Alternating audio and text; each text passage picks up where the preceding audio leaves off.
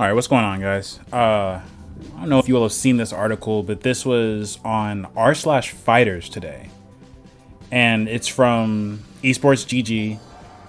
Guilty Gear Strive, King of the FGC, or Flash in the Pan. So I'm gonna read this article, but basically the summary of it is how is the longevity of Strive looking? How is this game gonna make it for the long haul? So, Arc System Works Guilty Gear Strive is currently the darling of the FGC, but will it remain that way or just be a flash in the pan?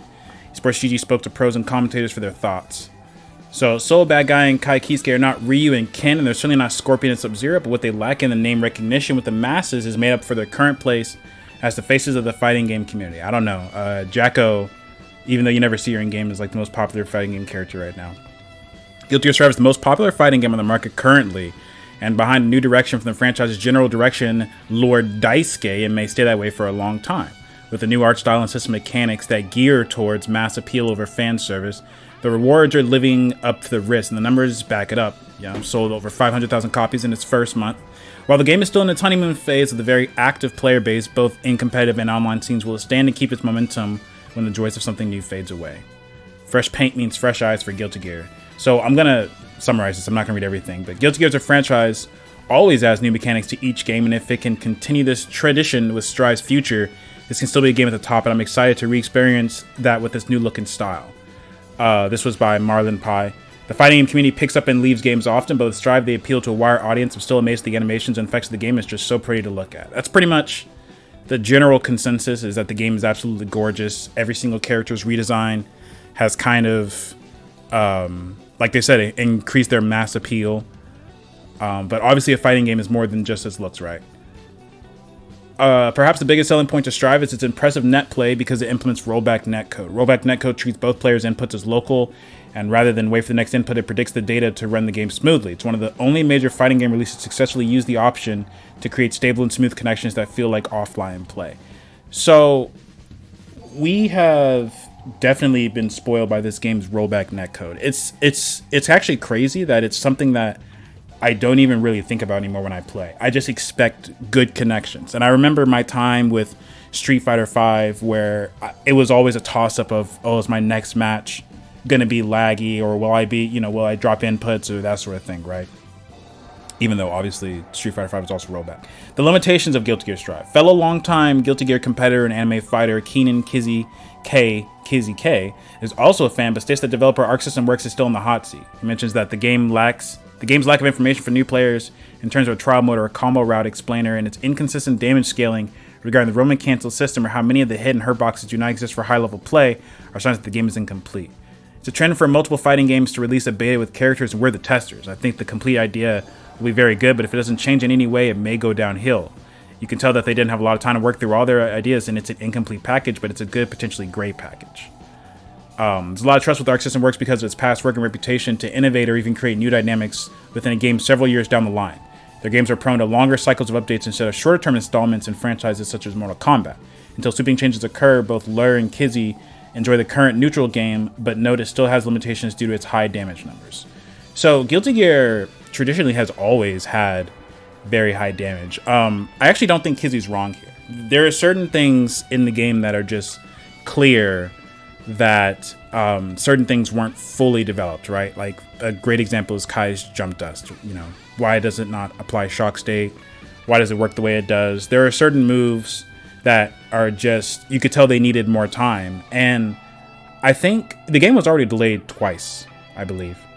And maybe 3 times, actually. But I feel like they really didn't want to risk delaying the game again.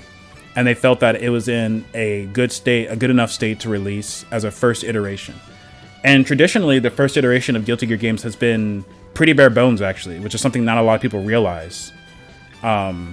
Comparatively speaking to how it develops, right?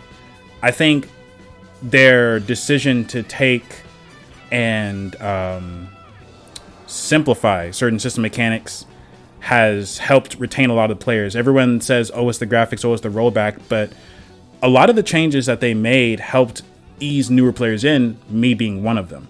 I definitely don't consider myself a new player anymore, but this is my first Guilty Gear. You know, I played Plus R, and I remember the onboarding for that game was incredibly difficult. I actually didn't make it the first time I tried to play that game. I think something that goes, or I should preface this by saying that I'm at a really good place where I still remember what it was like to be new, but I'm not necessarily new anymore, right? I have an understanding of the deeper mechanics of the game, but I do remember what it was like when I was just seeing stuff happen on screen and I was like, what is this? And with Strive, where certain things may be crazy and wild, as you know, things should be, there's always visual clarity. And I feel like that's something that doesn't get talked about enough. Visual clarity is extremely important, of seeing something happen on the screen and being able to be like, what was that? What just happened? And being able to identify it. When I played Plus R, when I tried playing Plus R for the first time, there was so many situations where I had no idea what was going on. It just felt like there was random stuff happening. And as a new player, that's not attractive. You don't want to be, you know, you're fighting people that are new, but you're also fighting people that are, you know, people of all skill levels, honestly, people that are really good, people that are still learning. And there are so many things being thrown at you where you're just like, dude, this is such a steep mountain to climb. How am I supposed to learn all this? Now, I'll give Guilty Gear credit that it is easier than you would think to learn those things and to implement them in your game at a usable level. But that's not that you have to take that extra step to realize that, right? Whereas in Strive, I think there are very few new players that, you know, are like, what just happened? And there isn't an immediately identifiable thing of, oh, this is what happened. This is why you were put in the situation you were put in. So, an ever-changing fighting game community. Despite some glaring shortcomings and complaints from longtime fans of the Guilty Gear series, Strive is still a very positive note in the ever-changing fighting game community. For someone like Sajam, a commentator, someone who curated a large community via consistent streams, he can see it from both a newcomer and veteran's point of view with the aid of his viewers and his own experiences. So kind of a similar viewpoint to me, but obviously he's more experienced. For him, Strive represents another step in the right direction towards a more diverse fighting game community. I've noticed over the last 5 years since Street Fighter V came out, players are playing different titles. People are a little freer to try new things now instead of just staying with the series. There are more people willing to pivot off a game and try a new title, and Strive is a great game for people to get a fresh start. For Guilty Gear, the numbers are very impressive. People love Arc System Works and are interested in the title, especially after Dragon Ball FighterZ. There's more trust. It's a good time for new games to come out, and there will be players interested in other franchises like Melty Blood. This is true. So a lot of people have said, you know, Strive is, you know, a baby game and compared to the other Guilty Gear games. And the thing about that is that sentiment, a lot of people, I feel, because it's drawn in so many new people, it's drawn in a lot of people that are ignorant to the waves of the fighting game community, right? And I was someone that also had no idea, you know, I didn't play the earlier Street Fighters. The games I tried were Grand Blue, Street Fighter V, Guilty Gear. That's it. I mean, I guess Smash, but I don't really consider that, you know, a fighting game. This is a great game for people to branch off to other games from. And honestly, I can say my personal experience after playing Strive, I've been able to garner a bigger appreciation for games like Street Fighter V, right? I actually enjoy watching Street Fighter V a lot more because even though I do not directly play the game, I feel like I understand more of what's going on and I can appreciate the moment-to-moment interactions more. New fighting game players means more opportunities to grow a fan base, and Leon noted that in his stream, many people that want to try a new fighting game are gravitating towards Strive because its character design art as well as its learning curve within the game's mechanics. Arc System Works looks to be successful at its goal of reaching new audiences, but how to keep them is the most important question. What you want are more options, whether it's new moves or uses for meter or burst or defense or supers. My expectation would be that its first version is to get new players in, and the next patches will be more experimental and wackier because those changes are not to get a new player base. It will look or feel like a brand new game, right? And I feel like this statement right here is very indicative of where I'm going with this. So I actually pulled up the comment section of this article, but before I get into that, I wanted to just say a few things. This is not the first time this has happened, right? This is not the first time that a legacy title has gone in a direction to embrace new players. And I heard players, like Kizzy, some of the other, I guess more long-term GG fans saying that this game was not designed for me, that it was not designed with me in mind. And I don't know if that was just an objective opinion, or if there is a bit of salt in the wound of that, like as if feeling as though you've been abandoned. But that's absolutely what they're doing. They don't need to make Guilty Gear they don't need to make the first iterations of Guilty Gear to draw in legacy players, because like legacy Street Fighter players, they are a lot more inclined to play the new title, right? They're gonna, you know, they may cry and moan about it, but they're gonna pick up the game anyway. They're gonna pick up the game anyway. They're gonna play it. They're gonna figure it out, and you know, they may either enjoy it or they won't. But when there is, you know, a mountain of mechanics at the start of the game, a lot of new players are just gonna go, not for me. I'm not interested. I don't want to learn this. And I feel like this direction is, I mean, we've seen it with Street Fighter. This is the direction that you should take if you're trying to appeal to a wider audience. So I went through and highlighted a few things.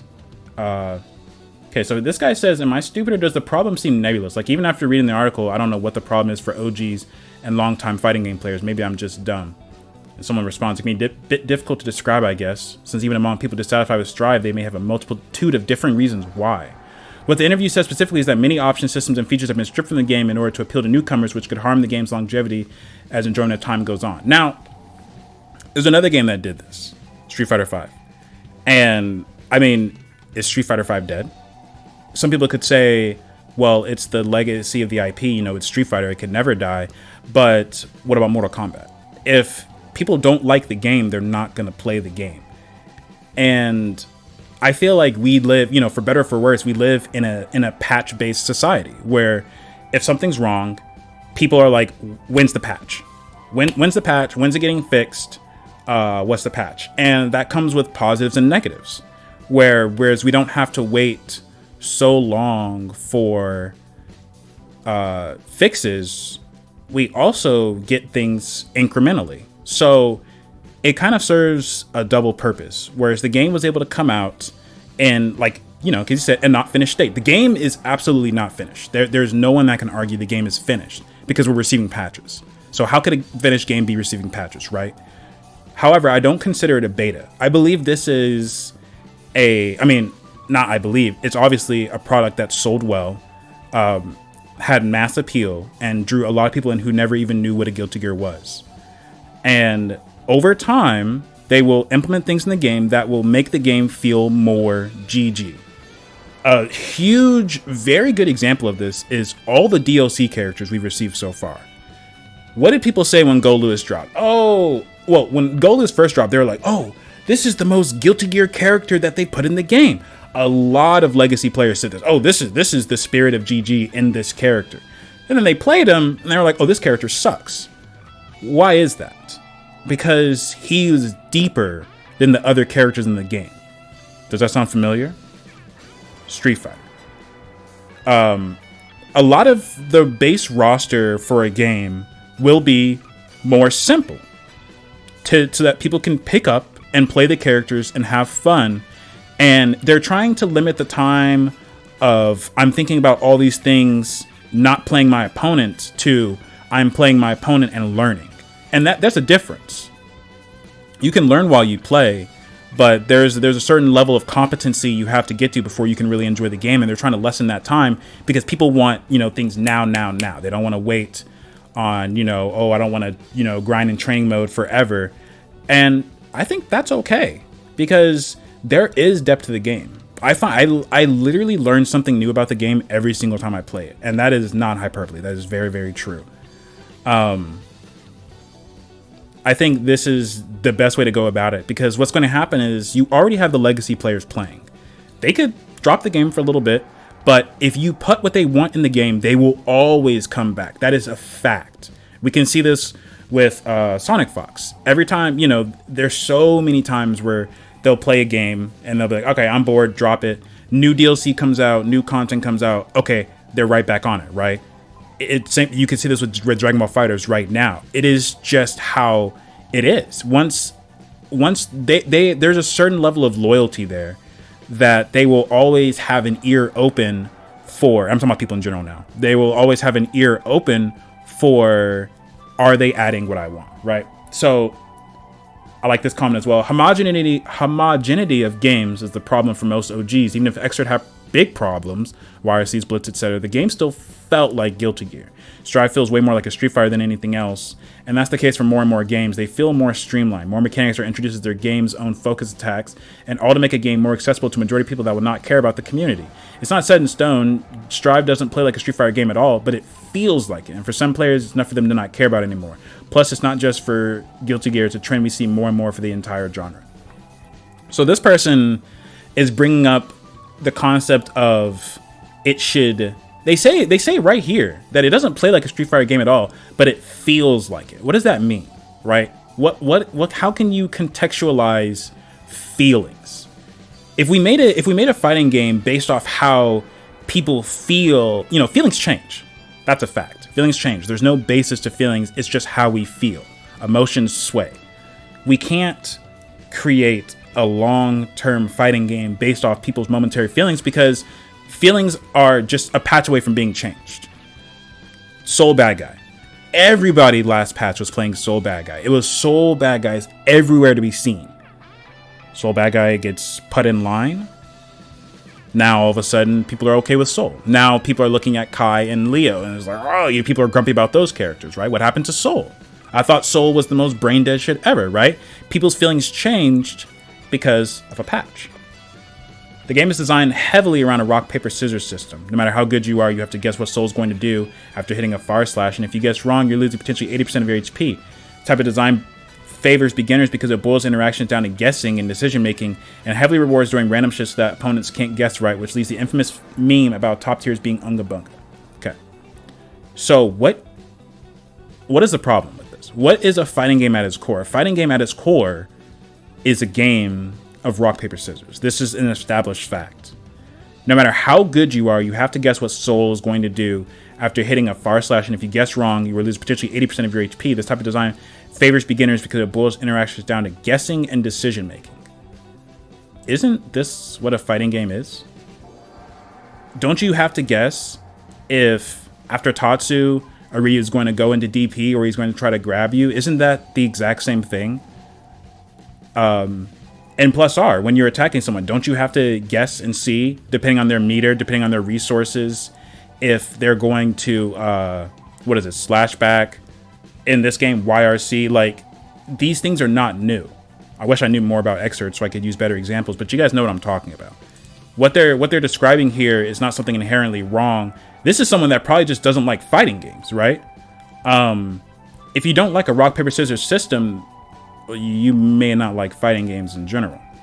As a certified old working a 40, I like that, certified old, working a 40-hour per week job, Strive has been an amazing experience. It's the first GG game where I've been able to play Zato and not feel like I'm a total chump.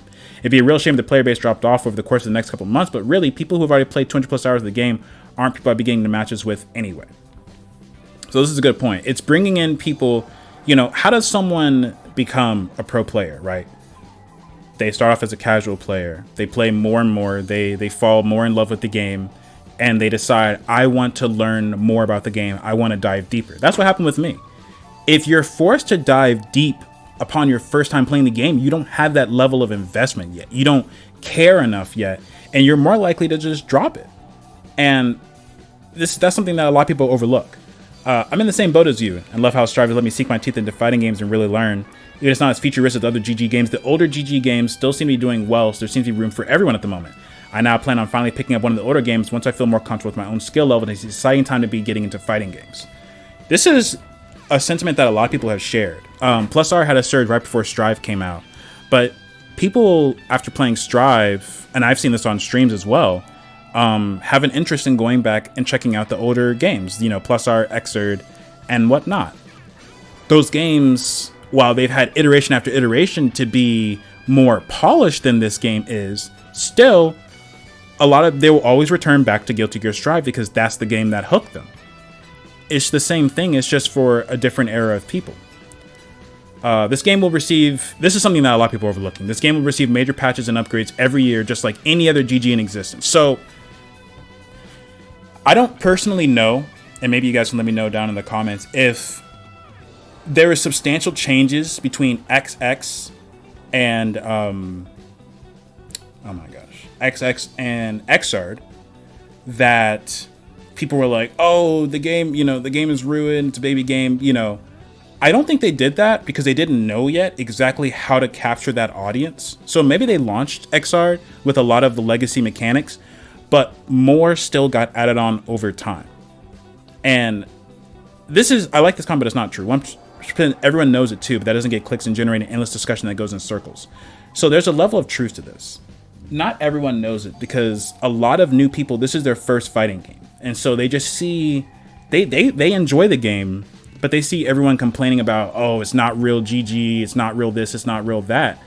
And that makes them think it's not okay to like the game. They think, well, I like this game. Do I not like GG? And that's probably a part of why people want to go explore the older games. Because they want to know what real GG feels like. But this game is Guilty Gear. It's Guilty Gear. It is. It just is. So my next point is that what is the solution here? Where do we go from here? Okay, so let's say, by the way, the first patch for Guilty Gear was amazing. It fixed a lot of the major problems. It gave other characters some fun options. And it took care of Soul Bad Guy, which was the really big stinging point. People need to understand that fighting games, everything should be situational. The reason why Ram JH got adjusted, not nerfed, adjusted, was because it was good in every situation. If you jumped out of the corner, it didn't matter if you crossed up or not, you would always hit with JH and then you got your turn back. Didn't matter how you timed your jump in, you would always hit with JH and then now your opponent has to respect what you're doing, right? Now you actually have to time it. Same thing with Soul Farslash. It was good in every situation. And those are the things, as we can see, are against their design philosophy, right? They took that shit away from Soul right after EVO, which is what they said they were waiting for after EVO to make big balance changes. And now, Soul has basically dropped off the face of the map. The people that actually loved playing Soul are still playing Soul. People who are playing him because they just got free wins, which, that can be enough for some people. Winning is fun. It's just a fact. A lot of people, if you're not at a certain skill level, you may not, or I should just say have a certain mentality. You may not care how you get the win. It's just about getting the win, right? So anyway, where do we go from here, right? We know we're receiving a patch next month, but let's say we want the game. I don't think there's anything else. At some point, people just got to admit that ArcSys was right about what would make a better selling game. Constantly OSing reasons why it's not the gameplay changes that make this game more popular than some other feature is kind of stupid. I agree. People want to serve their own narrative, right? They really don't want to say ArcSys was right because all their favorite content creators are saying ArcSys was wrong. You don't want to be... I feel so many content creators and so many streamers that are at the higher end who have a pretty big fan base, they have very toxic chats because if you come in and try to have an actual discussion, and, I'm not talking about just 6P or just 2K, that meme. I'm talking about actually say, well, I think the changes are good. I think the changes help me get into the game. You're liable to get shot. You're liable to get memed, made fun of, and just timed out, kicked out of the chat, right? You're not welcome if you don't share the opinions of Mr. Streamer. And I don't think that's okay because it creates these hive minds. It creates the situation where people are deathly terrified to disagree, and so they just parrot what they hear. So let's say, okay, people don't want to wait on patches, right? So let's go ahead and patch the game often. Well, we see what happens when the game gets patched too often. You get a Grand Blue Fantasy Versus situation, right? Where they're just patching the game. What happens? Things don't have time to sit. Things don't have time to develop.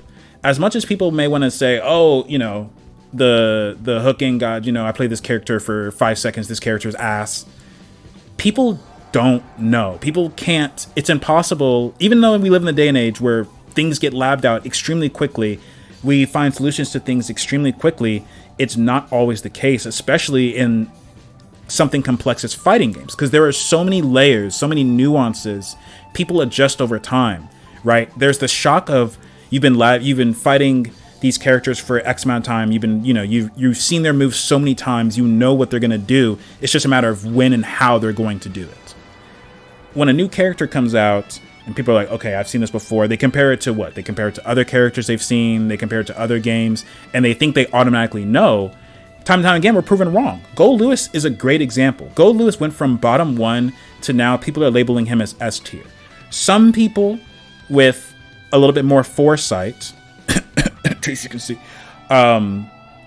definitely said that the character had potential, but he was just a level above execution-wise and depth-wise above other characters. Same thing with Jacko. We're going to see the same thing with Jacko. I'm already starting to fight really good Jacko players. Jacko players that make me actually think about the matchup. I released a video saying a few things that I felt about Jacko.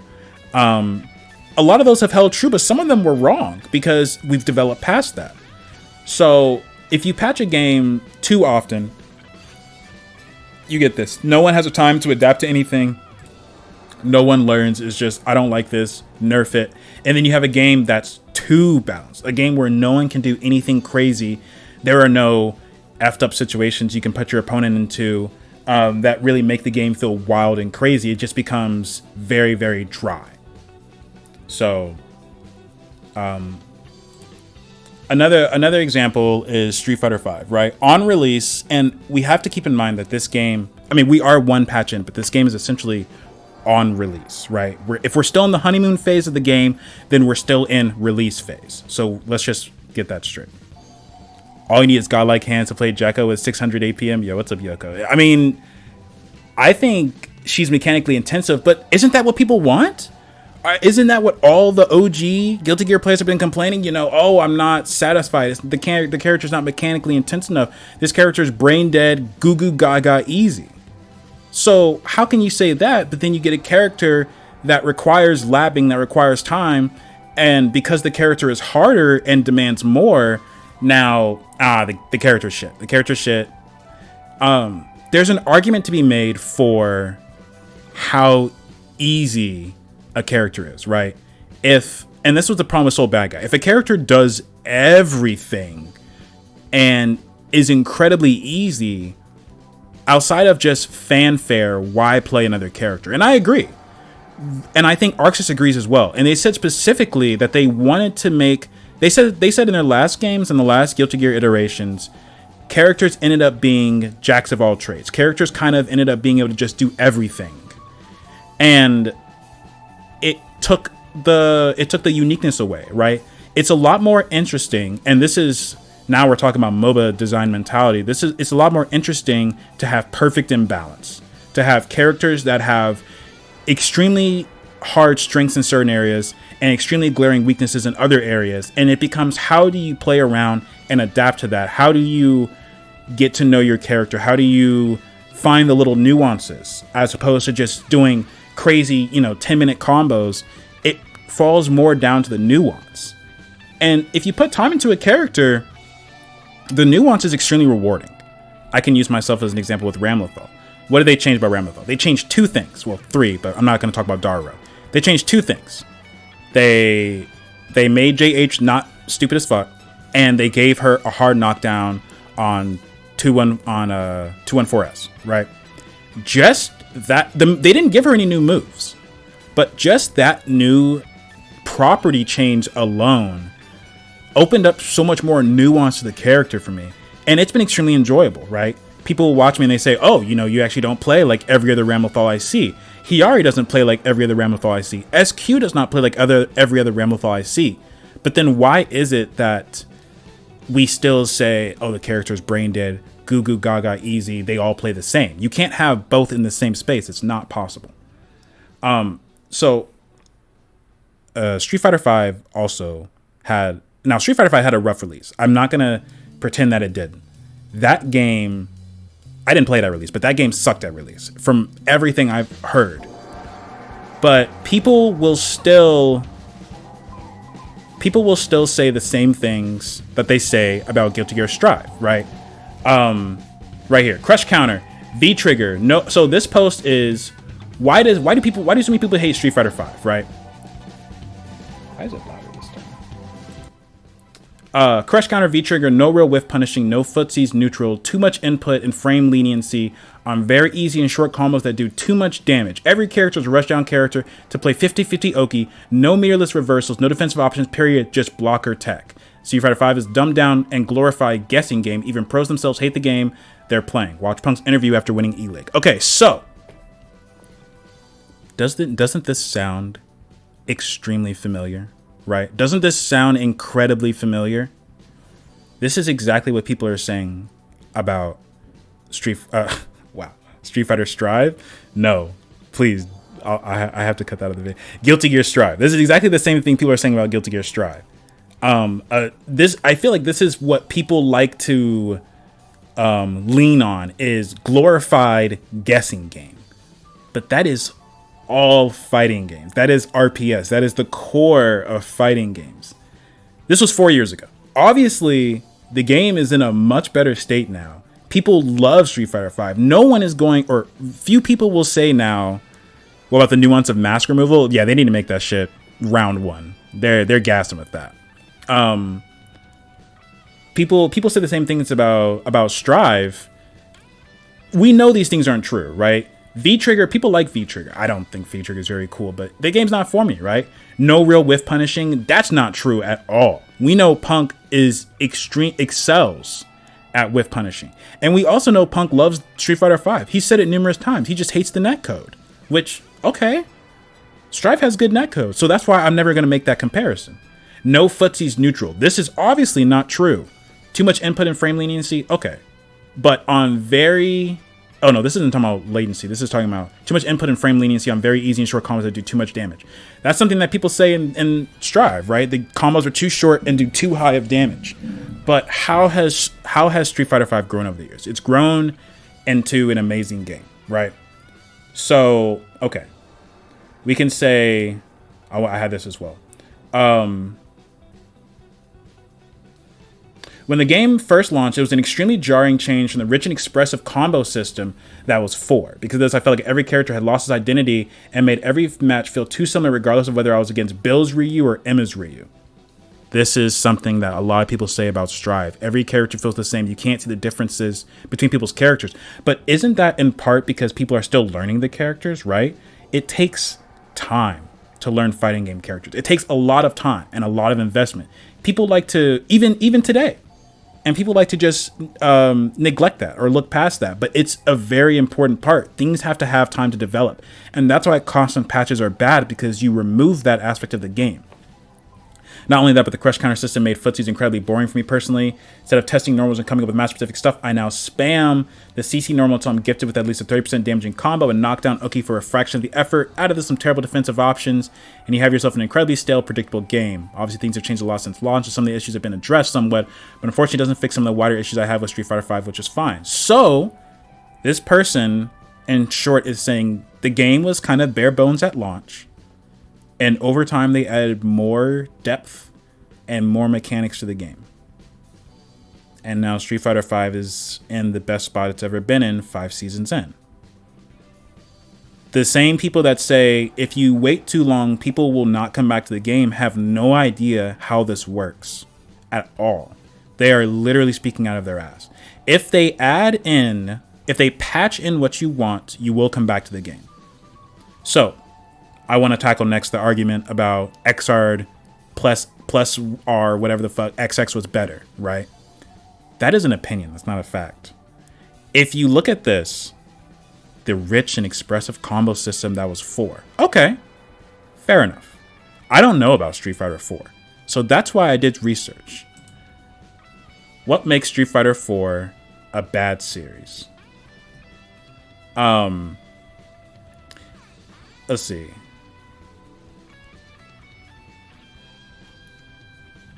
Oh yeah, I actually have a video on this, but yeah, I get that much and I agree. I think one problems are the implementation of the concept and not the concepts. Now, remind you, this is Street Fighter 4 we're talking about, heralded as one of the best fighting games ever, right? I don't mean to discount the complaints, but inviting everyone's gripes to this 4 is just bound to get the thought out. Shit buried in a pile of Ringe meter sucks. Moves are too easy. FADC is ultra is cheap. Seems like a lot of people are against many of the mechanics in Street Fighter 4 in any form. There's actually something else that I had up here, and now I lost it. Let's see. They were talking about how mashing...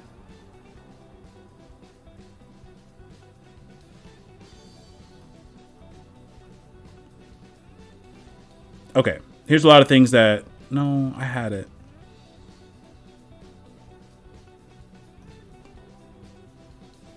Something that I saw here was someone saying that in Street Fighter 4, apparently you could... Mashing was like the tech. People would just... Maybe it's this. So now I'm going to go to this. What makes Street Fighter 4... Actually, let's do this first. This is a video. I think I decided to go with this instead. I'm going to play just briefly. This is from 2010. And this is someone that played Street Fighter 4 very heavily. And this is their thoughts on the game. Thought that was Third Strike. Yeah, people like Third Strike, right? But you'd be surprised. Even at the time of Third Strike, a lot of people hated that game. So anyway, let's let this guy talk for a bit. Super Shit Fighter 4. You know, Super SSF4. Super Shit Fighter 4. A horrible game made by Ono, the guy who made Capcom Fighting Jam. You know, it's like we were always smart enough not to play that game.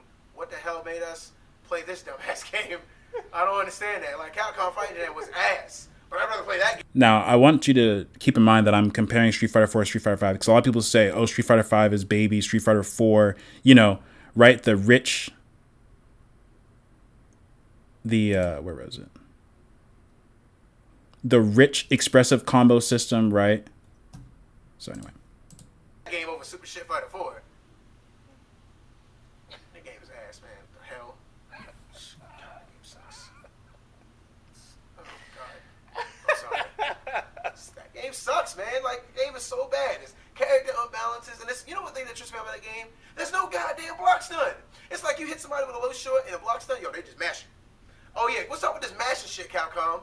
When the hell did y'all start doing that shit? You know, back in Super Turbo, if you mash, you die in like 8 seconds. Now it's like, yo, mashing, yo, this is top player strategy, son. Top players out there, yo. Hey, playing the guitar out here, playing a good song out here. Option select everything. And let the game decide what's the best move. I know, like, come on now, and auto-correcting. You had to do it the right way, the manly way. You see somebody cross you up, you input it the opposite direction and kill that nigga. Not fucking, yo, I'm just gonna do it that way. This is why I'm gonna have to turn around and hit that nigga the other way. Like, come on, man. Fucking dumb, yo. Fuck. Like motherfucker Boken. I don't know if I'm saying his name right. All right. So this is, you know, all I'm trying to show here is that all I'm trying to show here is that this is a cycle. And this cycle has been repeating itself for a long time. He's comparing Street Fighter 4 to the previous game, right? Super Turbo. The game that had lots of iterations. And he's comparing it to Street Fighter 4 and saying it sucks. Or he's comparing Street Fighter 4 and saying Street Fighter 4 sucks, right? Now, this is somebody that says, what makes Street Fighter 4 a better game than Street Fighter 5? And this is what I was looking for before. It feels like there are things in Street Fighter 5 that were designed to address complaints about Street Fighter 4 that really only serve to limit Street Fighter 5 and how it's played. In Street Fighter 4, for the most part, block strings weren't tight. As a result, trying to jab your way out of pressure was a good strategy. Now, this is exactly... He says that, but essentially he's saying the game rewards mashing, right? People don't like that. People don't like, oh, I'm in my pressure and you're mashing in it. Because that's not a macro game. That's not thinking. You're like, oh, you know, I'm going to just find the gap, right? On defense, you were motivated to push buttons, which meant that more things were going on at the macro level. In Street Fighter V, it feels like each character has been given a very specific block string, or certain moves were designed to be extremely tight with each other. As a result, players will only use those tight strings, and on defense, you are far less motivated to push buttons because your chances for success are a lot lower. Wow! So you're complaining that the game is not rewarding mashing anymore. But back then, this is what made the game good. But it's also what made the game shit to some people. Right? And this is, a lot can be seen mirrored in Strive. In Strive, you have not target combos, but you have certain moves across the entire cast that link into one another. And there are obviously differences and nuances between the characters, but there are a lot of universal strings that people can recognize, so they know when pressure is beginning and when pressure is ending. That's a good thing. Same with wake-ups. People complain that wake-ups were too safe in Street Fighter 4 because DP reversals were really good, and you can not only make them safe with DP FADC, the situation could also be reversed to favor the player on defense. Plus, you had backdashes, some characters having really good, almost teleport-like backdashes. Again, strategy was born from dealing with this. Safe jump setups to cover DPs and option selects to cover backdashes. Okay. This is another thing the guy was literally just complaining about. OSing everything. Why? Like, I understand wanting the freedom in combos, right?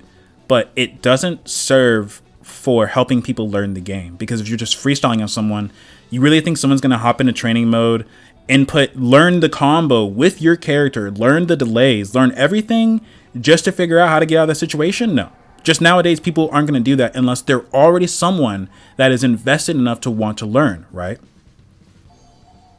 OSing, I always thought OSing was kind of weird. I always thought the concept of OSing was weird. I'm not going to comment whether I think it's good or bad here. That's not what this is about.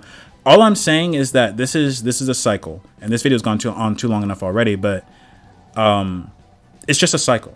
People will always say, oh, the last thing was better, this new thing is baby easy.